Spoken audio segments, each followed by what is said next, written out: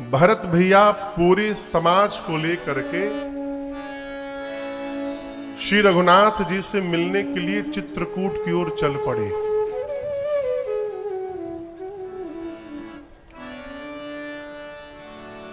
आपको सुनकर आश्चर्य होगा, गुरुदेव भगवान रथ पर बैठ कर गए, माताएं पालकी पर बैठ कर गईं, अयोध्यावासी अपने अपने निज वाहन पर बैठकर अयोध्या से गए। परंतु भरत जी और शत्रुघ्न भैया न रथ पर बैठे, न हाथी पर बैठे, न घोड़े पर बैठे। कैसे गए? गोस्वामी जी कहते हैं, भरत जी मन में विचार किए, बनसिया राम समुझी मन माही। भरत भैया सोचे कि मेरे बड़े भैया वन में बैठे हैं और उनसे मिलने में जाऊंगा तो मैं रथ पर बैठ के जाऊंगा। ऐसा विचार करके सानुज, अनुज यानी छोटे भाई, सा यानी साथ, शत्रुघ्न जी को साथ में लेकर भरत भैया सानुज भरत पया दे ही जाही। भरत जी पैदल पैदल चलने लगे।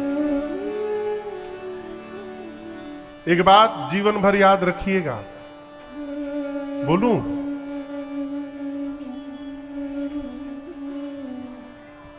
कई लोग अपने श्रेष्ठ के सन्मुख बहुत संस्कार में रहते हैं। हम श्रेष्ठ के सन्मुख संस्कार में हैं, ये उपलब्धि नहीं है।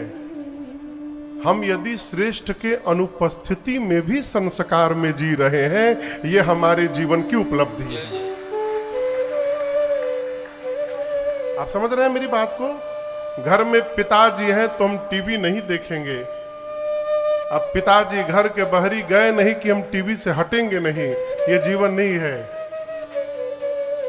श्रेष्ठ की अनुपस्थिति को भी मानसिक उपस्थिति मानकर स्वयं संस्कार में बना रहता है, यही श्रेष्ठ व्यक्तित्व का निर्माण करता है। भरत जी रथ पर यदि बैठकर चले जाते तो राम जी बुरा नहीं मानते, घोड़े पर चले जाते तो राम जी बुरा ना मानते। लेकिन भरत जी क्या कहे, मेरे भैया वन में बैठे हैं और उनसे मिलने मैं जाऊंगा तो रथ पर बैठकर जाऊंगा, कदापि नहीं। सानुज भरत पया दे ही जाही। भरत जी पैदल पैदल चलने लगे। भरत जी को पैदल चलते देख अयोध्या की प्रजा अपने अपने वाहन से नीचे उतर गई। ये बड़ा सूक्ष्म विषय है। कई लोग पूरे घर को संस्कार सिखाते हैं। संस्कार सिखाइए मत, कथा कहती है स्वयं संस्कार में रहिए। यदि हम संस्कार में रहने लगेंगे तो हमारे पीछे। भरत जा अपने वाहन से नीचे उतर गई। कौशल्या मैया ने भरत जी से कहा, लाल, यदि शीघ्र राम के पास आप पहुंचना चाहते हो तो मैं कहती हूं रथ पर बैठ जाओ। मां की बात मानकर भरत भैया रथारूढ़ हुए हैं। आपने कल कथा श्रवण की, श्रृंगवेरपुर आए, रात्रि विश्राम हुआ। प्रातः काल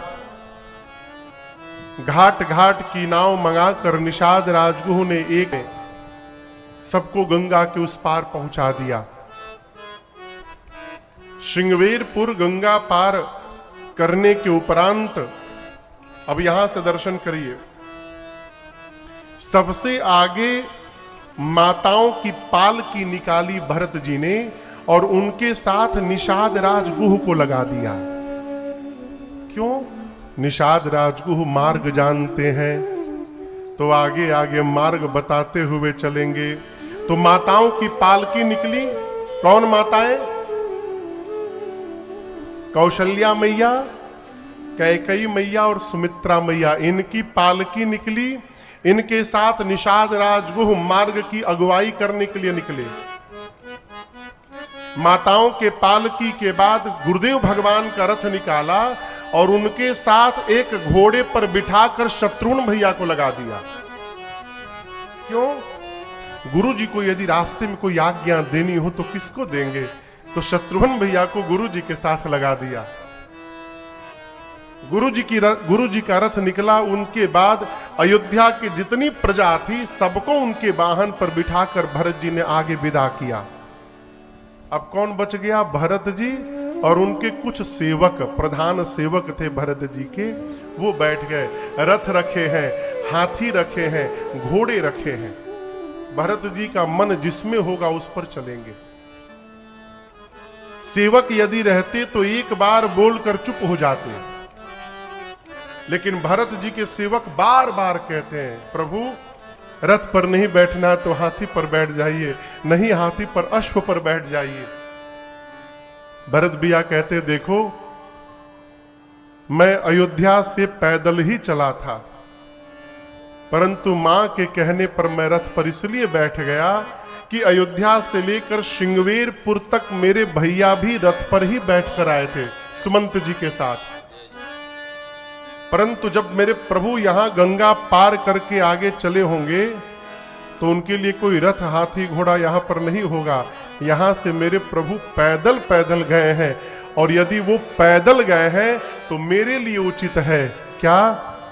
सिर भरी जाऊं उचित असमो। देखिए, ये जीवन में दुर्भाग्य समझिए यदि श्रेष्ठ के साथ हमारी तुलना होने लगे। विनोद बाबू, गुरु के साथ यदि शिष्य की तुलना होने लगे, ये शिष्य के जीवन का दुर्भाग्य है। श्रेष्ठ हर परिस्थिति में श्रेष्ठ होता है, और केवल मुख से नहीं, हमको अपने व्यवहार से भी श्रेष्ठ और नीचे वाले का अंतर दिखाई देना चाहिए। जीवन में ऐसा कोई व्यवहार नहीं करना चाहिए जिससे हमारे श्रेष्ठ से हमारी बराबरी होने लगे। सूर्य की और जुगनू की कोई तुलना है? गोस्वामी जी कहते हैं, जिमिकोटि शत खद्योत सम रवि कहत अति लघुता है। 100 करोड़ जुगनू, कितने? 100 करोड़। 1 अरब हुआ, कोटि शत, जिमिकोटि शत खद्योत सम रवि कहत अति लघुताल है। 100 करोड़ जुगनू मिलकर यदि प्रकाश देने लगे तो भी ये कहने में संकोच होगा कि ये सूर्य की बराबरी कर रहे हैं। 100 करोड़ जुगनू मिलकर सूर्य की बराबरी नहीं कर सकते। उसी प्रकार कोई भी शिष्य अपने सद्गुरु के बराबर नहीं हो सकता। जीवन में श्रेष्ठ श्रेष्ठ होता है। भरत जी बोले, मैं पैदल चल रहा हूं, ये अपने प्रभु की मैं बराबरी कर रहा हूं। वो पैदल गए तो मैं भी पैदल जा रहा हूं। मेरे लिए तो उचित ये था कि मैं अपने सिर पे चलकर वहां तक जाता। सिर भरी जाऊं उचित असमोरा। और आपको सुनकर आश्चर्य लगेगा, भरत जी पैदल पैदल गए। दिन के तीसरे पहर में तीर्थराज प्रयाग पहुंचे। पांव में छाले भर गए थे। उसी परिस्थिति में भरत जी ने सबकी सूचना दी। खबर लीन सब लोग नहाए। गुरुदेव भगवान से अनुमति प्राप्त कर भरत जी त्रिवेणी जी में स्नान करने गए। गुरु जी लेकर के गए। आप में से प्रयाग का कोई है? प्रयाग का? अच्छा, बहुत लोग हैं।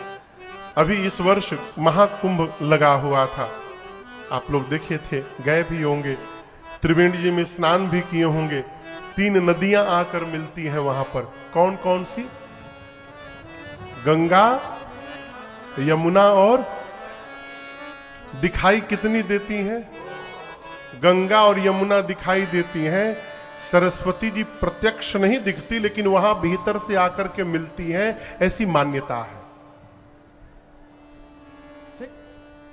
भरत जी को लेकर गुरु जी गए और कहे, भरत जी आप चलिए डुबकी लगाइए। विनोद बाबू, भरत जी जा नहीं रहे थे नहाने के लिए भीतर। गुरुजी ने कई बार कहा, भरत जी डुबकी लगाइए, आप जा क्यों नहीं रहे हैं? भरत जी ने हाथ जोड़कर कहा, गुरुदेव भय लग रहा है। बोले किस बात का भय? सरस्वती ने आकर के मंथरा का मति पलटा तो मेरे घर में विघ्न हो गया। आप जहां नहाने के लिए भेज रहे हैं वहां बीच में सरस्वती बैठी है। मुझे डर लग रहा है कहीं मैं नहाने जाऊं और सरस्वती ने यदि मेरी मति पलट दी तो मैं राम विरोधी बन जाऊंगा, तो फिर मेरा क्या होगा? गुरुदेव भगवान हाथ पकड़ के भरत जी को भीतर ले गए और स्नान कराए। स्नान के पश्चात पिता के हेतु जो जो व्यवहार करने थे गुरु आज्ञा प्राप्त करके भरत जी ने पूर्ण किया है। और उसके बाद अनुमति लेके भरत जी थोड़े एकांत में चले गए। अब कोई है नहीं, भरत जी हैं और तीर्थराज प्रयाग है। भरत जी कहते हैं, तीर्थराज प्रयाग, मैं आपकी महिमा सुन करके आया हूं। क्या सुना हूं? सकल काम प्रद तीरथ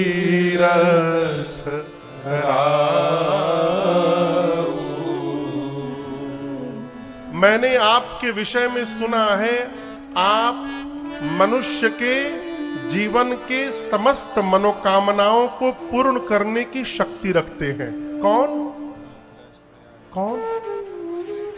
बोलिए, जोर से बोलिए। प्रयाग नहीं, तीर्थराज प्रयाग। क्या नाम है? तीर्थराज प्रयाग। ये उनकी महिमा है। मनुष्य के जीवन की समस्त कामनाओं को पूर्ण करने की शक्ति किसके पास है? तीर्थराज प्रयाग के पास। क्योंकि उनके पास भंडार में धर्म भी है, अर्थ भी है, काम भी है और मोक्ष भी है। चारि पदार्थ भरा भंडारू। राजन हो चाहे आप, हम धरती पर कहीं भी किसी से कुछ भी मांगेंगे तो या तो धर्म मांगेंगे या अर्थ मांगेंगे, नहीं तो काम और नहीं तो मोक्ष। इन चारों से अलग होकर हम कुछ नहीं मांग सकते। और ये चारों सामान प्रयाग, तीर्थराज प्रयाग के पास उनके भंडार में है। भरत जी ने कहा कि मैं अपने बारे में आपको बता दूं, मेरा नाम भरत है। चक्रवर्ती सम्राट महाराज स्वर्गीय श्री दशरथ जी का कुपुत्र मैं भरत हूं। हे तीर्थराज प्रयाग, मैं जिस घर से आया हूं ना, मेरे घर में मांगने का नियम नहीं है, मेरे घर में देने का नियम है। दूसरी बात, जाति से मैं क्षत्रिय हूं, मांगना क्षत्रिय का धर्म नहीं है, ब्राह्मण का धर्म है। क्षत्रिय का धर्म तो देना है, मेरे घर में देने का नियम है। लेकिन हे तीर्थराज प्रयाग, जीवन में यदि विपत्ति आ जाए ना, तो मनुष्य कैसा भी कुकर्म करने को तैयार हो जाता है। इसलिए मैं आज अपने घर के नियम का त्याग करके और आपसे भीख मांगने के लिए आया हूं। मांगाऊं भीख त्यागी निज धर्मु, आरत का न करई कुकर्म। मैं अति आर्त भाव से आपसे भिक्षा मांगने आया हूं। भरत जी की बात सुनकर तीर्थराज प्रयाग ने कहा, मांगिए भरत जी, मोरे नहीं अदेय कछु ही। मैं आपको कुछ भी दे सकता हूं, आप जो मांगिएगा दूंगा। मांगिए, क्या चाहिए आपको? धर्म भी है, अर्थ भी है, काम भी है, मोक्ष भी मेरे पास है, आप जो मांगिएगा मैं दूंगा। भरत जी बोले, क्या बोले? धर्म, अर्थ, काम, मोक्ष? सबसे पहले मेरी बात सुनिए, मैं यहां अर्थ लेने नहीं आया हूं, अर्थ को तो मैं छोड़ करके आया हूं। अर्थ मुझे मिल ही रहा था। इसी अर्थ ने भरत के घर में अनर्थ कर दिया है, इसलिए मैं आपसे अर्थ लेने नहीं आया हूं। और धर्म, भरत के जीवन में एक ही धर्म है, जीवन की आखिरी श्वास तक अपने भैया श्री रघुनाथ जी की आज्ञा का पालन करते रहना है। इसके बाद मैं दूसरा कोई धर्म जानता ही नहीं। धर्म नहीं चाहिए। कामनाएं उसके पास होती हैं जो रिक्त होता है। पूर्ण को प्राप्त करके जीवन में कोई अपूर्ण हो ही नहीं सकता। देखिए, बूंद, एक दिन और मैं आपसे निवेदन किया था, बूंद तभी तक बूंद है जब तक समुद्र से दूर है। बिंदु जब सिंधु में समाहित हो जाए तो स्वयं सिंधु का रूप धारण कर लेता है। जो रघुनाथ को प्राप्त कर चुका है उसके जीवन में कोई कामनाएं शेष हो ही नहीं सकती। इसलिए मैं कामना लेकर नहीं आया हूं। रही बात मोक्ष की, तो मैं सगुण उपासक हूं। सगुण उपासना करने वाला जीवन में कभी की मोक्ष की कल्पना भी नहीं करता है। सगुण उपासक मोक्ष न लेहि। इसके आगे तीन कहु राम भगति निज देहि। भरत भैया ने कहा कि श्री सीताराम जी के चरणों में मेरा प्रेम दिन रात बढ़ता जाए, यही आशीर्वाद दीजिए। गोस्वामी जी कहते हैं, त्रिवेणी जी के भाई बचन सुनी माझ त्रिवेणी। भरत बचन सुनी माझ त्रिवेणी। भरत जी के बात को सुनकर माझ त्रिवेणी, माझ मने मध्य से, त्रिवेणी जी के मध्य से आवाज निकला। मध्य में कौन बैठा है? सरस्वती जी। जिन सरस्वती जी को लेकर भरत जी को डर लग रहा था, वो सरस्वती मैया बोल पड़ी। क्या? तात भरत तुम सब विधि साधु। हे भरत जी, आप सब प्रकार साधु हैं। सब प्रकार यानी आप तन से साधु हैं, आप मन से साधु हैं, आप कर्म से साधु हैं, आप अपने वचन से साधु हैं। राम जी के चरणों में आप अगाध प्रेम करते हैं। और हम आपसे कहें, आप व्यर्थ में मन में ग्लानि कर रहे हैं भरत जी। राम जी जितना आपको प्रेम करते हैं उतना प्रेम राम जी किसी को नहीं करते हैं। तुम सम राम ही को प्रिय नहीं। भरत जी सुने तो गदगद हो गए। यहां समझिएगा, भरत जी की प्रशंसा किसने की? सरस्वती मैया। हमारे महाराज जी बार बार कहते हैं, बाबू क्या कहा जा रहा है ये ध्यान मत देना, कौन कह रहा है ये ध्यान देना। आपकी प्रशंसा हो रही है, अच्छी बात, कौन कर रहा है? कहीं चोर आपकी प्रशंसा कर रहा है तो सावधान होना पड़ेगा। और यदि कोई साधु आपकी प्रशंसा कर रहा है, ये जीवन का सौभाग्य बताता है। भरत जी की प्रशंसा मां सरस्वती ने की। भरत जी प्रसन्न हो गए। सबको लेकर के भरद्वाज जी के आश्रम पहुंचे हैं। इसके पहले वेणी माधव का पूजन किया, अक्षयवट की परिक्रमा लगाई। भरद्वाज जी के आश्रम में पहुंचे भरत जी। भरत जी जाकर आप मानस जी पढ़िएगा। गोस्वामी जी कहते हैं, भरत जी प्रणाम करके पूरे समाज के साथ बैठे और सिर नीचे झुका करके बैठे। क्यों? भरत जी के मन में संकोच है कि यदि भरद्वाज जी पूछ दिए कि भरत जी ये समाज लेकर कहां जंगल में जा रहे हैं, तो मैं क्या बोलूंगा? मैं ये बोलूंगा कि मुझे जन्म देने वाली मेरी मां कैकेयी ने मेरे भैया को वन में भेज दिया है। मारे संकोच के भरत जी बोल नहीं रहे हैं। और यहां एक निवेदन करूं मैं आपसे, घर में होता है कभी कभी कि हमारा कोई अपना ऐसा काम कर देता है कि वो मारे शर्म के बात नहीं कर पाता। घर परिवार में होता रहता है। यदि ऐसी परिस्थिति उपस्थित हो जाए कि आपका कोई अपना संकोच बस बोल न रहा हो, तो उसके बोलने की प्रतीक्षा मत करिए, आप ही आगे बढ़ करके संकोच समाप्त करिए उनका और उनसे वार्ता प्रारंभ कर लीजिए। भरत जी नहीं बोल पा रहे हैं तो श्री भरद्वाज जी स्वयं बोल दिए।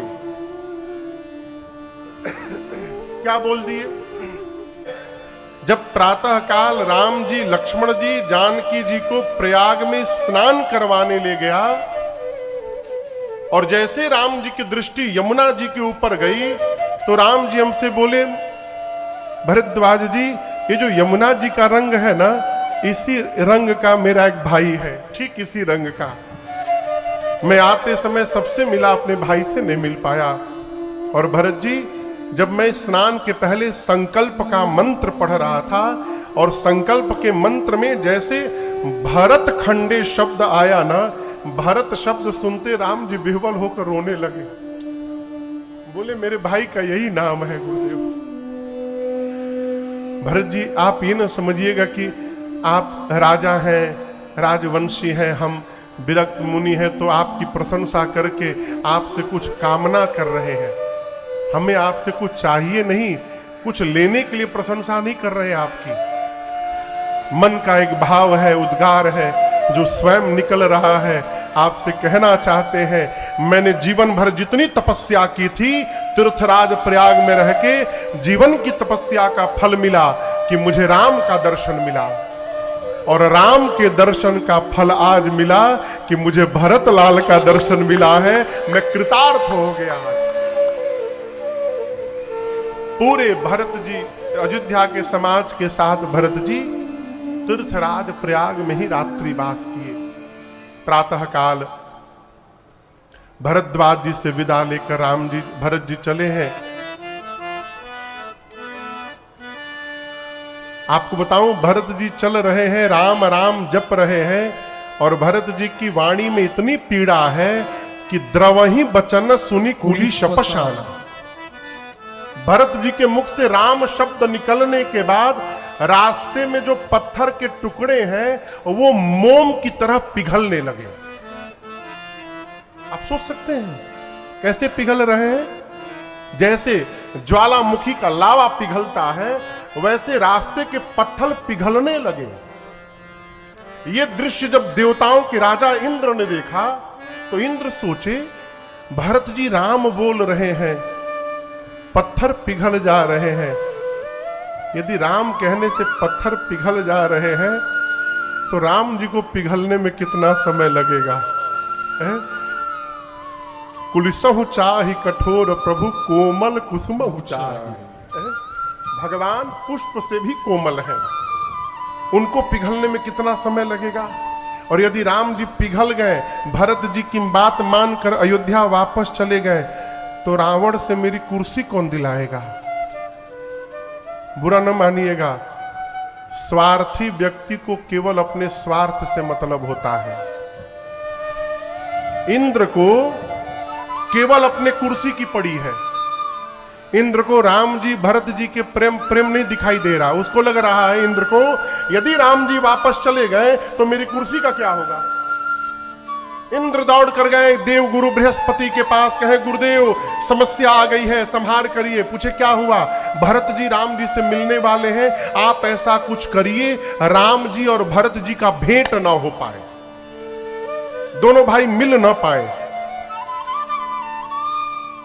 देव गुरु बृहस्पति बोले, इंद्र 1000 नेत्र होने के बाद भी आन्हर बने हैं आप। मायापति सेवक सा माया करई उलटी हरई सुर राया। कहे इंद्र, भगवान के सेवक के साथ यदि माया करोगे तो सावधान, वो माया पलट के आपके ही ऊपर चढ़ जाएगी। इस बात को समझ रहे हैं? जीवन में कभी भी भगवान के भक्त के साथ कोई खेल न खेलिएगा। मायापति सेवक सन माया करई त उलट परई सुर राया। राम जी के प्रति अपराध करोगे, राम जी क्षमा कर देंगे। राम जी के भक्त के साथ अपराध करोगे तो कोई बचाने वाला तुमको नहीं मिलेगा। पूरा जगत राम राम जपता है इंद्र, आपको पता नहीं है चित्रकूट में बैठकर राम जी दिन रात भरत भरत जप रहे हैं। पूरा जगत राम को जपता है, राम जी भरत जी को जप रहे हैं। इसका क्या मतलब? भरत जी राम जी से मिलने नहीं जा रहे। अच्छा मान लीजिए आप अपने घर के बाहर हैं और घर के भीतर से किसी को बुलाना हो बाहर, क्या करिएगा? बोलिए। नाम लेकर आवाज देंगे। कब तक नाम लेकर आवाज देंगे? जब तक वो आ न जाए। इसका अर्थ जिसको अपने पास बुलाना होता है हम उसका बार बार नाम लेते रहते हैं। इसका अर्थ चित्रकूट में बैठकर भरत जी का नाम और बार बार राम जी ले रहे हैं। अस्तु भरत जी राम जी से मिलने नहीं जा रहे हैं, राम जी भरत जी से मिलना चाहते हैं, इसलिए भरत जी चित्रकूट की ओर जा रहे हैं। भगवान हमको अपना माने चाहे मत माने, हम उनको अपना मानेंगे यदि जीवन मान के। समस्या क्या है जानते हैं? हम अपना नहीं देखते। भगवान हमको प्रेम करते होंगे। अरे तुम करते हो। किसी ने प्रश्न किया कि भगवान हमको कितना प्रेम करते हैं? उत्तर सुनिए, जितना तुम भगवान को प्रेम करते हो भगवान भी तुमको उतना ही करते हैं। अब आपन आपन देख लीजिए, आप सही में करते हैं कि नाटक करते हैं? कुछ न करिए, केवल भगवान को प्रेम करिए। कैसे प्रेम करें? भगवान मानकर न प्रेम करिए, अपने घर का मेंबर मान करके प्रेम करिए। भगवान घर में प्रकट हो जाएंगे। कहीं इधर उधर जाने की आवश्यकता नहीं है। वो तो प्रेम के भूखे हैं साहब। देखिए भगवान को बहुत संस्कृत का मंत्र सुनाइएगा, प्रसन्न हो जाएंगे, ये भ्रम है। बहुत लोग सुना रहे हैं श्लोक, भगवान भाव के भूखे हैं। भगवान सुन के प्रसन्न नहीं होते हैं।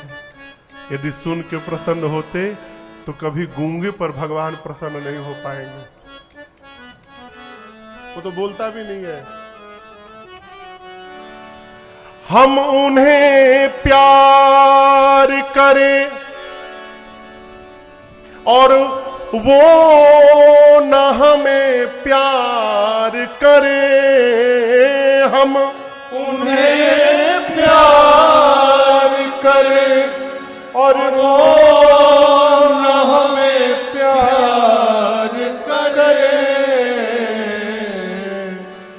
बेखबर इतना इतना इतना बेखबर इतना तू करतार नहीं होता है। कौन कहता है कि अब दीदार नहीं होता है। आदमी खुद ही तलबगार नहीं होता है। कौन कहता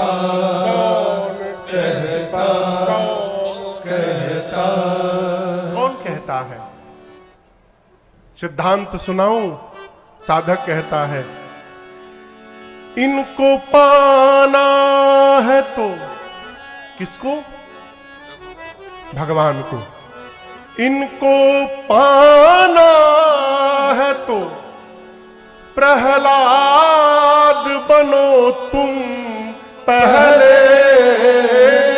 इनको पाना है तो प्रहलाद बनो तुम पहले। यूं ही नरसिंह का अवतार नहीं होता है। यूं ही नरसिंह का अवतार नहीं होता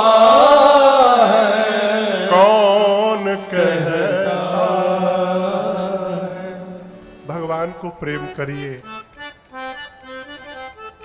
राम सदा सेवक रुचि राखी। गुरुदेव भगवान ने कहा, हे इंद्र, भगत शिरोमणि भरत ते जनि डर पहु सुरपाल। आप भरत जी से डरिए मत। उसी देवलोक से देवराज इंद्र भरत भैया के चरणों में देवताओं के साथ मानसिक प्रणाम करते हैं। भरत जी पूरे समाज को लेकर मंदाकिनी जी गए। चित्रकूट में मंदाकिनी जी के किनारे। उधर राम जी प्रातः काल जगे तो मेरी मां ने चित्रकूट में कहा राम जी से कि प्रभु, मैंने स्वप्न देखा है कि भरत लाल जी आए हैं। वियोग के कारण उनका शरीर दुर्बल हो गया है, साथ में पूरा परिवार है, माताएं हैं, लेकिन नाथ आज सपने में माताओं का स्वरूप मंगल नहीं दिखाई पड़ा। आप में से कोई चित्रकूट गया है? चित्रकूट गए हैं? पता नहीं आप ध्यान दिए कि नहीं। आगे से यदि कोई जाए तो ध्यान दीजिएगा। जब आप कामदगिरी की परिक्रमा लगाते हैं तो लगाते लगाते राम जी की कुटिया आती है। जहां पर राम जी की कुटिया थी, आप जब उसके भीतर जाएंगे तो देखेंगे कि स्थान को सरकार ने दीवार से घेर करके रखा है। उसके भीतर क्या है जानते हैं? जिस समय राम जी ने भरत जी को गले लगाया, उस समय वहां जो नीचे पत्थल थे वो सारे पत्थल मोम की भांति पिघल गए। जैसे मोम पिघलता है वैसे पत्थल मोम की तरह पिघल गए। और वो पिघले हुए पत्थल आज भी वहां उपस्थित है प्रमाण के लिए। जाइएगा तो दर्शन करिएगा और मन में तनिक विचार करिए, जिस प्रेम को देखकर पत्थल पिघल गए, वहां जो जीवित होंगे उनकी क्या स्थिति बनी होगी उस दर्शन करके। चारों भाई एक दूसरे से मिले, सीता मैया को प्रणाम किया भरत जी, शत्रुघ्न जी ने। राम जी सुने परिवार आया है, जाकर मंदाकिनी जी के तट गुरुदेव को प्रणाम किया, माताओं को प्रणाम किया, सबको लेकर चित्रकूट आए। चित्रकूट में कुल 5 बैठकियां भई हैं। एक बैठकी अभी आते आते गुरु जी ने राम जी को सब बताया कि आपके वियोग में राम आपके पिताजी चले गए। पिता के निमित्त राम जी को जो व्यवहार करना था राम जी ने किया। दूसरी बैठकी में राम लक्ष्मण सीता जी नहीं थे, अयोध्यावासी थे केवल। गुरु जी ने कहा देखिए, राम वन में रहे चाहे अयोध्या में रहे, अयोध्या के राजा राम ही हैं। गुरु जी ने स्पष्ट कर दिया कि राम जीव नहीं है, राम भगवान है। राजा राम स्वबस भगवान, धर्म धुरी न भानुकुल भानु।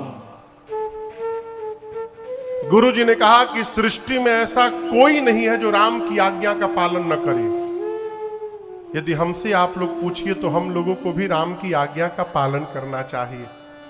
क्या किया जाए कहिए आप लोग। भरत जी ने कहा गुरुदेव आप आज्ञा करिए।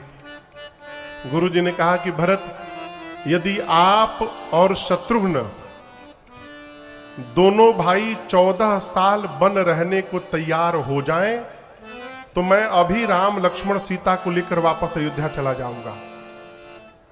लेकिन राम के बदले आप दोनों को वन में रहना पड़ेगा 14 साल। आप रहेंगे? भरत जी तो नाचने लगे, कहे गुरुदेव यदि मेरे रहने से भैया वन चले जाएंगे वन में, तो मैं 14 साल के लिए वन में नहीं रहूंगा गुरुजी, मैं जीवन भर वन में रहने को तैयार हूं। मैं अयोध्या लौट कर जाऊंगा ही नहीं कभी। भरत जी की बात सुनकर गुरुदेव की मति चकरा गई। सबको लेकर राम जी के पास गए और कहे राम, जो भरत कह रहे हैं वही किया जाए।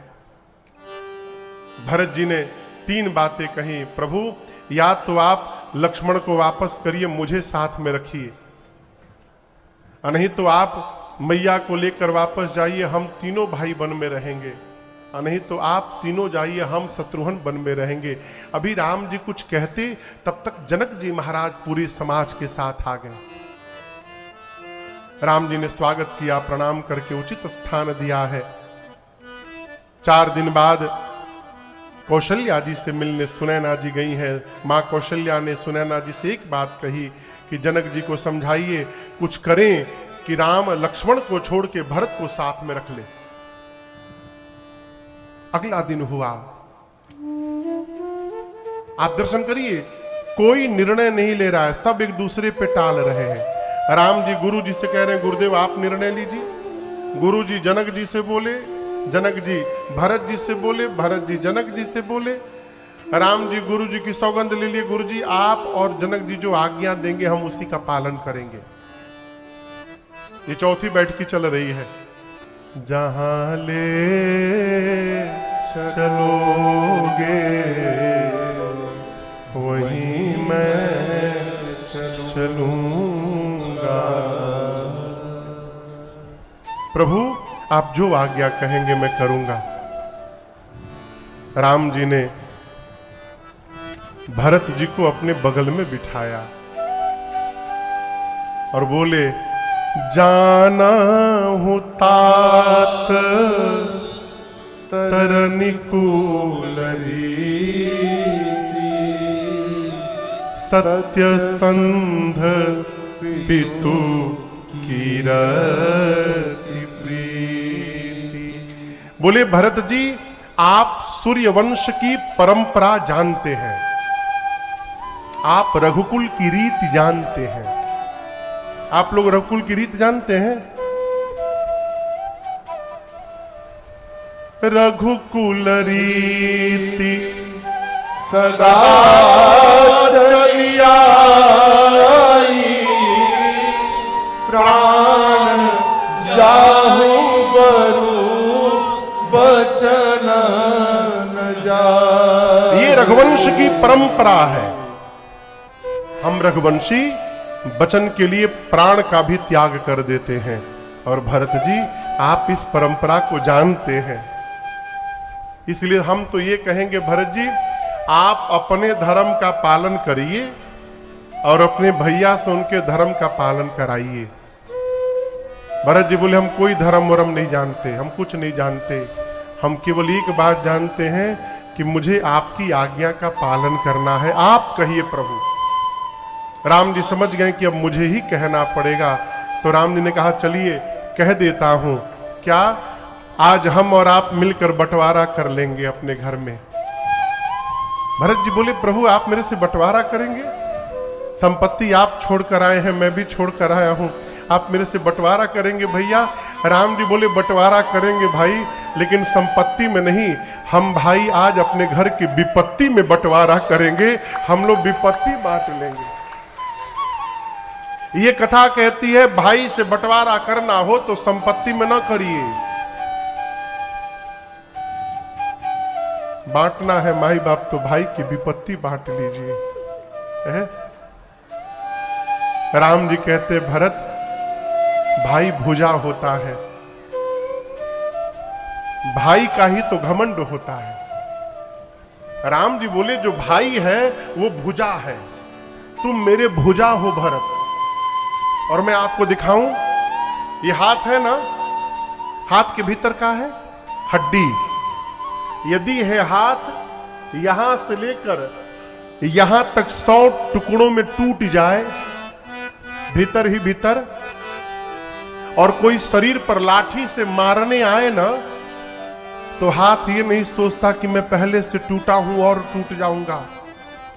शरीर को बचाने के लिए हाथ ही आगे आके खड़ा हो जाता है। राम जी बोले कि राम के भुजा भरत है।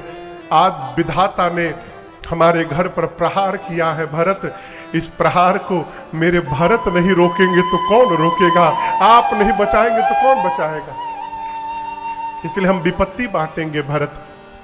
14 वर्ष आप अयोध्या जाके रहेंगे और 14 वर्ष मैं वन में रहूंगा। भरत जी पांव में गिर गए, कहे भैया हम अभिषेक की सब सामग्री ले आए हैं, आप आज्ञा दे तो आज ही आपका राज तिलक यहां हो जाए। राम जी बोले लौटने के बाद अभी कुछ नहीं होगा, मैं उदासीन व्रत में आया हूं, इस सामग्री को अत्रि मुनि जहां कहे वहां सुरक्षित कराओ। आप जब चित्रकूट से बांदा जाएंगे ना, तो रास्ते में कुआं पड़ता है दाहिने हाथ में, उसका नाम है भरत कूप। उसी कुएं में ले जाकर अत्रि मुनि ने सब सामग्री को सुरक्षित कराया है।